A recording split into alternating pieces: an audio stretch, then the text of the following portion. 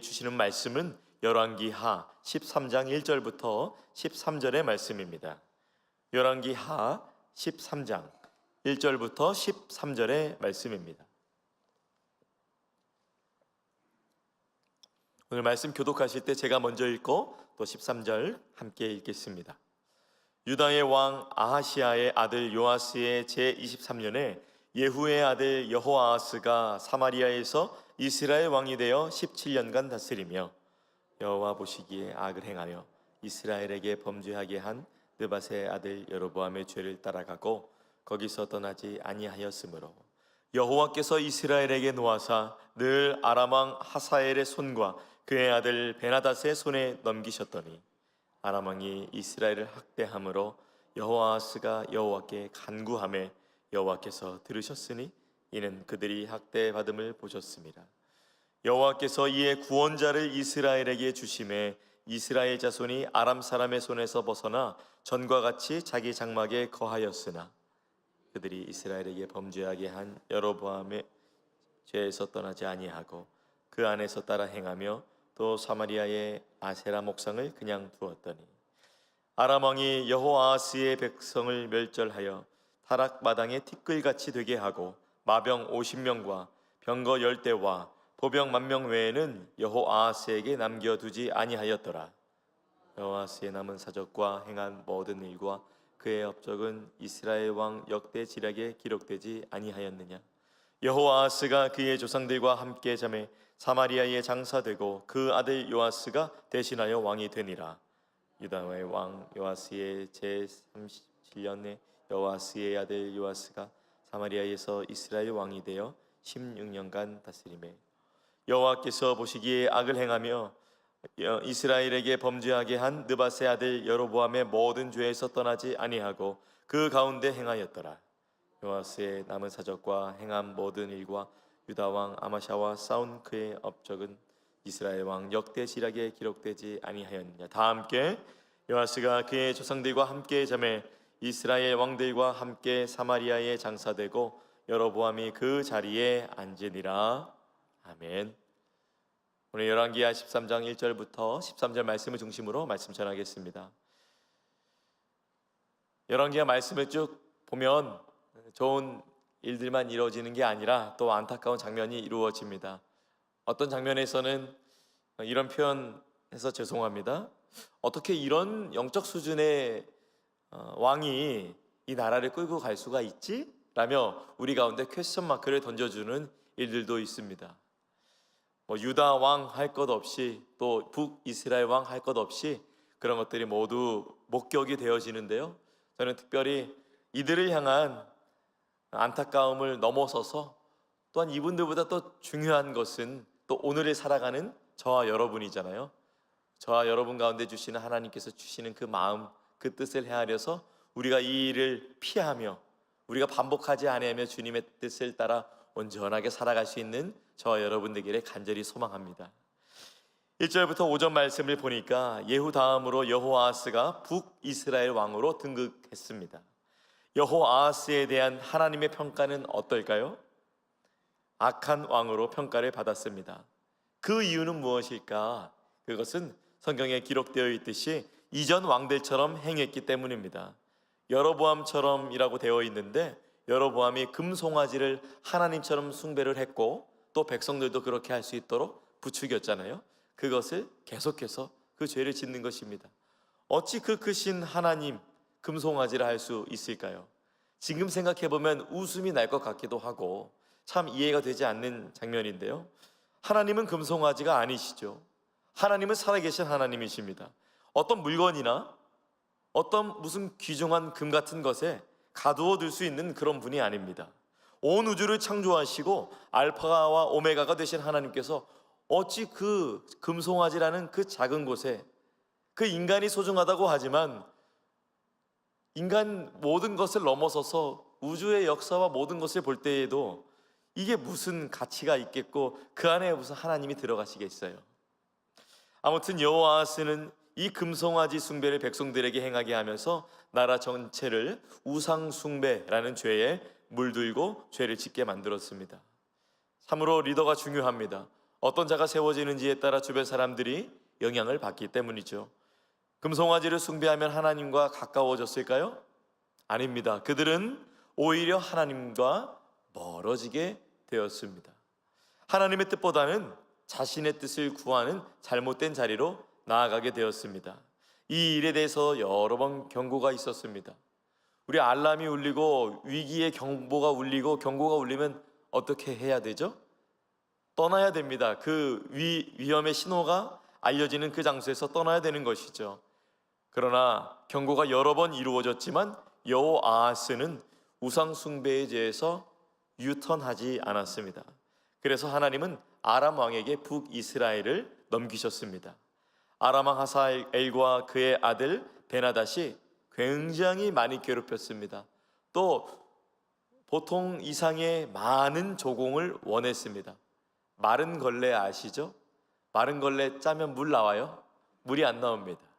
근데 아람 왕 하사엘과 그의 아들 베나닷이 얼마나 괴롭혔냐면 마치 마른 걸레에서 물을 짜내려는 마음처럼 북이스라엘을 괴롭힌 거예요.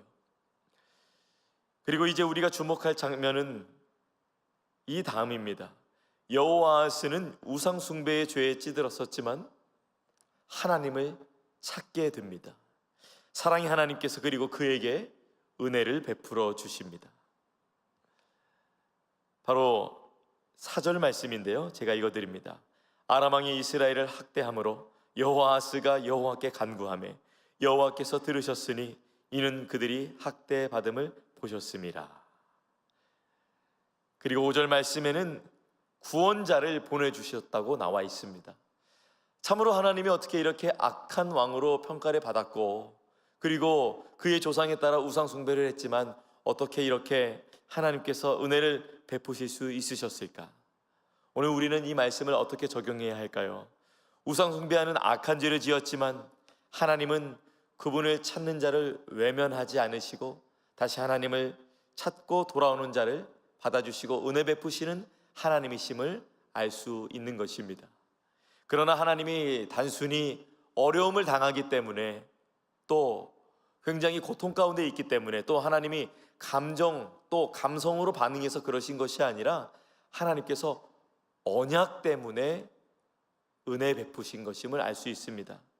오늘 본문은 아니고 내일 본문이지만 23절에 보면은 여호와께서 아브라함과 이삭과 야곱과 더불어 세우신 언약 때문에 은혜를 베푸셨고 불쌍히 여기셨다라고 나와 있습니다. 여러분 어떤 죄 가운데 있으십니까? 또 어떤 요즘에 다시 하나님 앞에 믿음으로 서는 우리를 툭툭 건들면서 흔드는 그 내 마음의 욕망, 또 하나님이 원하시진 않지만 어느샌가 나도 모르게 물을 주고 자라나고 있는 내 마음속에 죄의 씨앗의 그 싹들은 어떤 것이 있나요? 저는 이 아침에 저와 여러분이 다시 한번 하나님의 품으로 하나님께 은혜를 간구하며 나아가는 저와 여러분이 되시기를 간절히 소원합니다. 돌이키는 자에게 은혜를 주십니다. 그분은 세우신 언약으로 말미암아 은혜 베푸십니다. 하나님은 은혜를 베푸시는 사랑의 하나님이십니다. 죄에서 돌이켜 어둠의 싹에서 돌이켜 다시 한번 하나님께 구하여서 은혜 받는, 또한 하나님 외에 신뢰했던 것에서 오직 하나님만 의지하는 저와 여러분 되기를 축복합니다. 6절에서 13절 말씀을 보니까 그런데 여러분 이 은혜 받았고 이 구원자를 보냄 받아서 이 아람 왕에게서 어려움을 겪었었던 이 여호아하스가 어떻게 행동하는가, 정말 아쉽고 안타까운 장면이 나옵니다. 도와주신 하나님, 은혜 베푸신 하나님, 그 엄청난 어려움에서부터 구원해 주신 하나님의 그 은혜를 망각하고 다시 우상 숭배로 돌아가는 장면이 나옵니다.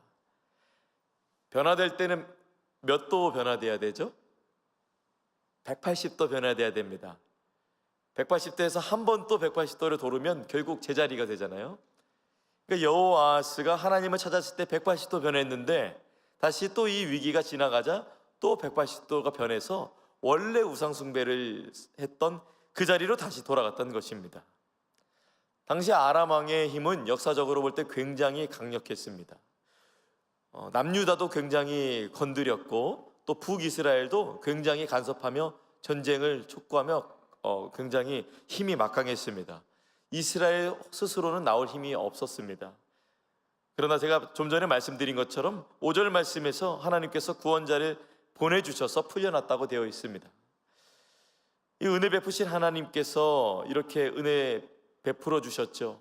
우리도 삶의 위기의 순간, 신앙적으로 볼 때 어떻게 나아가야 하지? 이럴 때 하나님께서 응답해 주시고 또 하나님께서 저와 여러분에게 보내어 주신 분들이 있으시잖아요. 그 목회자 있었어서 버틸 수 있었고, 그 성도님 있어서 버틸 수 있었고, 그 목원분 있어서 버틸 수 있었지 않았습니까? 우리가 받은 그 은혜가 있습니다. 하나님께서 그 사람 보내주셔서 도움받은 적 얼마나 많습니까? 그러나 하나님이 주신 구원의 은혜를 잊은 자, 하나님의 도우심을 잊은 자 어떻게 될까요? 그 은혜 잊고 또 죄로 돌아가서 반복적인 우상 숭배의 길을, 또 그 길을 사랑하고 그 길로 나아가는 자 어떻게 될까요? 오늘 말씀해 보니 하나님이 더 이상 돕지 않으십니다. 다시 죄로 돌아간 여호아하스와 북이스라엘이 어떻게 되는가? 이렇게 나와 있습니다. 하나님께서 아람 군대를 통해 북이스라엘 군대를 타작마당에 티끌같이 되게 하신다. 그 후로 여호아하스가 하나님을 찾았다는 장면이 나오지 않습니다.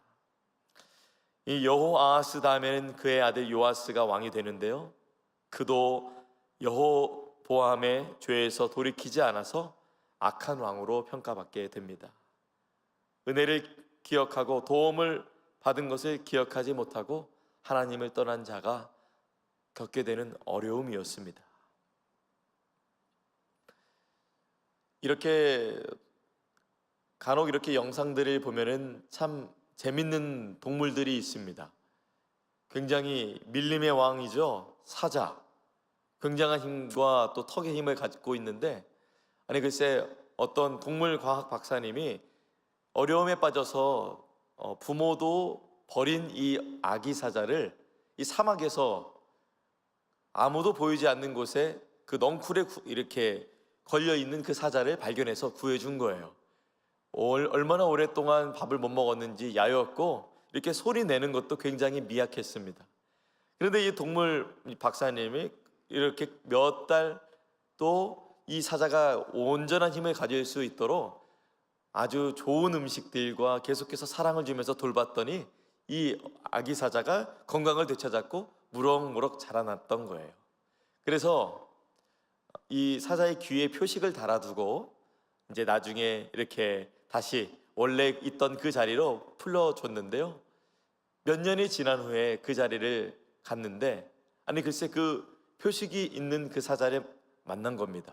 그런데 이 사자가 그 박사님을 알아보더니 물지도 않고 그 자신이 갖고 있던 턱의 강력한 힘도 사용하지도 않고 오히려 혀로 핥아주면서, 아니 글쎄 그것을 기억하고 있는 모습을 보면 참으로 감동을 주는 그런 부분을 제가 목격하게 되었습니다. 받은 은혜를 기억하는 것이 얼마나 보는 사람에게 큰 감동을 주는지 모릅니다. 때로는 어린 자녀에게서도 그런 것을 발견할 수 있는데요, 저희 둘째 아이가 과자를 좋아하는데 또 이제 미안하게도 좀 저를 닮아서 아토피가 있어요.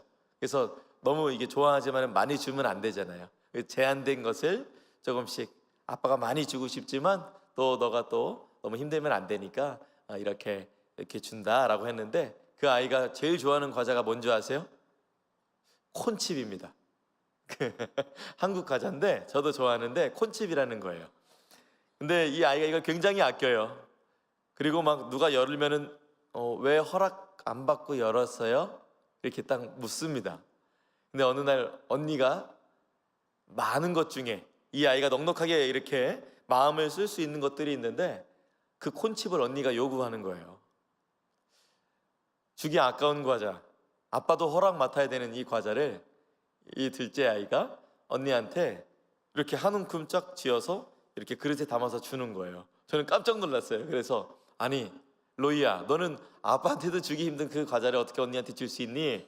하니까 언니가 지난번에 자기가 달라고 했었던 치토스를 줬대요. 그게 매운 건데 언니가 맵지만 우유 먹으면서 하면 할 수 있다고 줬다고, 그걸 기억하면서 자기도 이렇게 과자를 나눠주는 모습이 아빠가 보기에 감동이었습니다. 받은 은혜를 기억하며 또한 그 자리로 베풀며 나아가는 것이 참으로 감동이 되었습니다. 저는 이것처럼 우리가 받은 은혜를 하나님께 받은 것이 얼마나 많은지 우리가 정말 셀 수가 없잖아요. 그리고 우리가 하나님께서 우리를 건져내 주신 그 죄 가운데 가지 않으려고 부단히 애를 쓰고 성령님과 동행하며 힘써야 되는 것인데, 우리가 때로는 그곳으로 가고 싶을 때가 있죠. 또 어려움이 올 때면 하나님을 찾지 않고 또 죄악된 행동과 그런 것들을 의지하며 나아가고 싶을 때가 있습니다. 우리의 연약함입니다.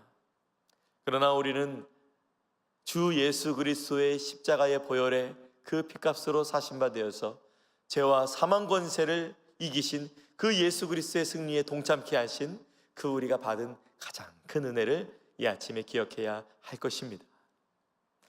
많은 은혜를 생각해 봤는데 그건 한도 끝도 없고요, 우리가 동일하게 경험한 것이 바로 십자가의 은혜와 사랑이잖아요.